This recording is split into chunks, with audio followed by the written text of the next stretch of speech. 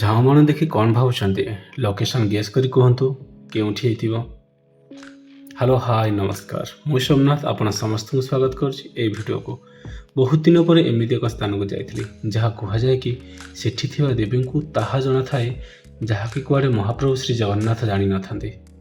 ସକାଳୁ ଉଠି ନିତ୍ୟକର୍ମ ସାରି ବାହାରି ପଡ଼ିଲେ ଗନ୍ତବ୍ୟସ୍ଥଳକୁ। କମ୍ ସେ କମ୍ 45 ମିନିଟ୍ ଅପେକ୍ଷାର ପରେ ବସ୍ ଆସିଗଲା, କିନ୍ତୁ 50 ମିନିଟ୍ ପରେ ବସିବା ପାଇଁ ସୁଯୋଗ ମିଳିଲା।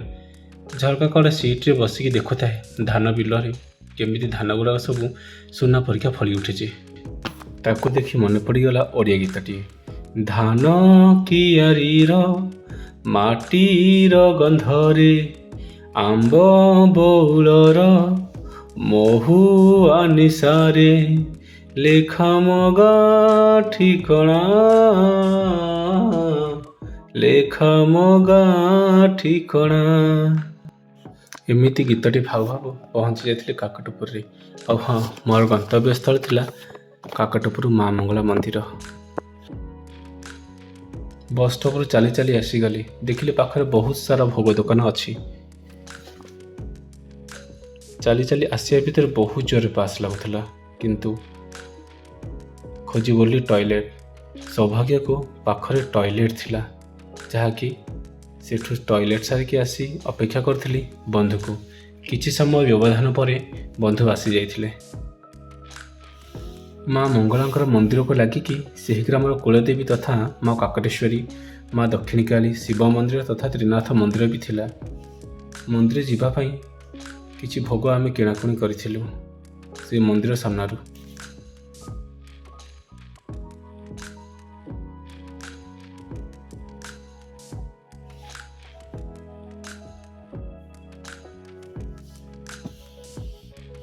ଏବଂ ଭିତରକୁ ମିଶିକି ଗଲୁ।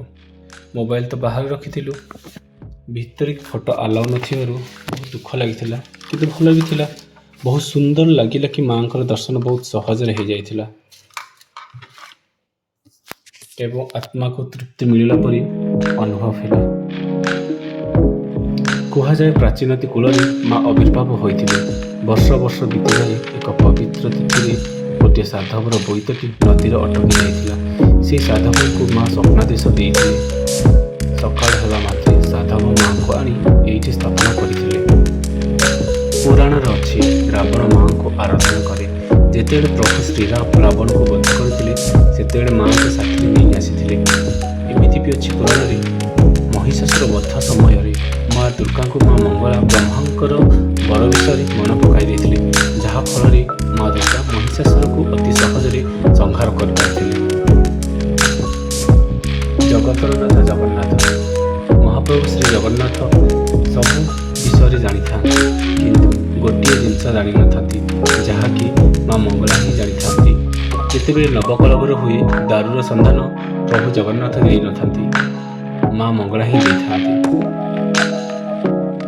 ସେଠୁ ବାହାରି ଆସିଲୁ ଦେଉଳି ମଠକୁ, ଯାହାକି ପ୍ରାଚୀନଦୀ କୂଳରେ ଅବସ୍ଥିତ। ବର୍ତ୍ତମାନ ନଦୀଟି ଲୋପ ପାଇବା ଅବସ୍ଥାରେ ଅଛି। ଯେତେବେଳେ ନବକଳେବର ହୁଏ, ସେହି ସମୟରେ ପୁରୀ ଦୈତପତି ପଣ୍ଡାମାନେ ଏଇଠି ଆସି ରହିଥାନ୍ତି ଏବଂ ରାତିରେ ମା ମଙ୍ଗଳାଙ୍କ ମନ୍ଦିରକୁ ଯାଇକି ଆରାଧନା କରନ୍ତି ଦାରୁର ସନ୍ଧାନ ପାଇଁ। ମଠ ଭିତରେ କିଛି ଦୃଶ୍ୟ ଆପଣ ଦେଖି ନିଅନ୍ତୁ।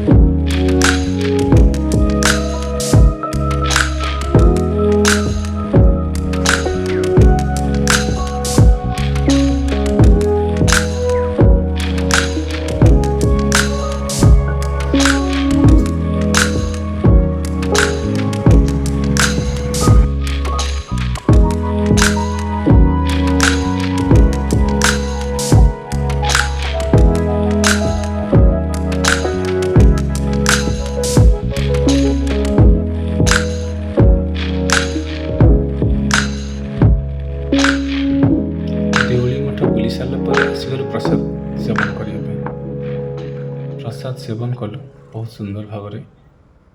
ପ୍ରସାଦ ସେବନ ପରେ ବାହାରି ଆସିଲୁ ଜାହାନିଆ ବିଚ୍କୁ ବୁଲିବା ପାଇଁ।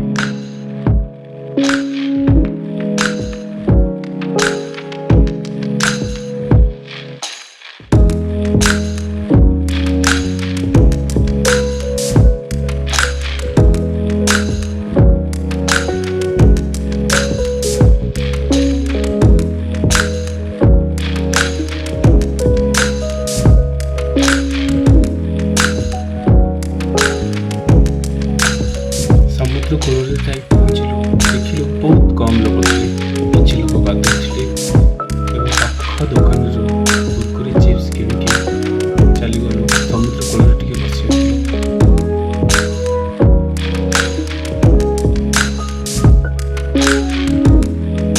ଏବଂ ସମୁଦ୍ରର ଲହରୀକୁ ଦେଖିକି ମନେ ପଡ଼ିଯାଉଥିଲା ଗୋଟେ ପୁରୁଣା ଗୀତଟିଏ, ଲହରୀ ଲହରୀ ସପନ ଲହରୀ ଲହରୀ ଲହରୀ ସପନ ଲହରୀ ଜୀବନ ଯାଉଛି କୁହୁଡ଼ି ପହଁରି, ଲହରୀ ଲହରୀ ସପନ ଲହରୀ ଜୀବନ ଯାଉଛି କୁହୁଡ଼ି ପହଁରି।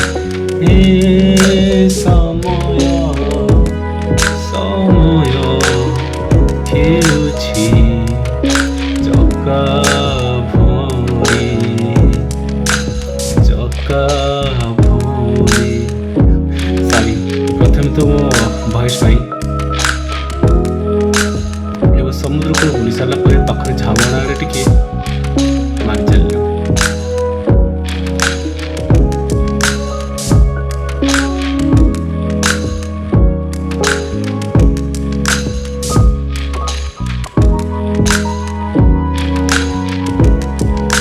ଝାଉବଣ କେତେ ଘଞ୍ଚ ଏବଂ ଅନ୍ଧାର ଦେଖାଯାଉଛି ବାହାରକୁ, କିନ୍ତୁ ଯେତେବେଳେ ଆପଣ ଭିତରକୁ ଯିବେ ଦେଖିବେ ଆଲୋକ ଏବଂ ବହୁତ ସୁନ୍ଦର।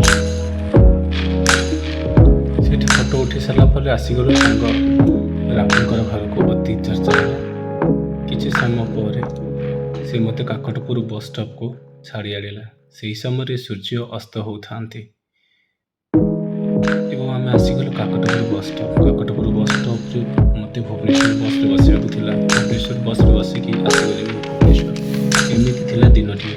କେମିତି ଲାଗିଲା ନିଶ୍ଚୟ ଜଣାଇବି।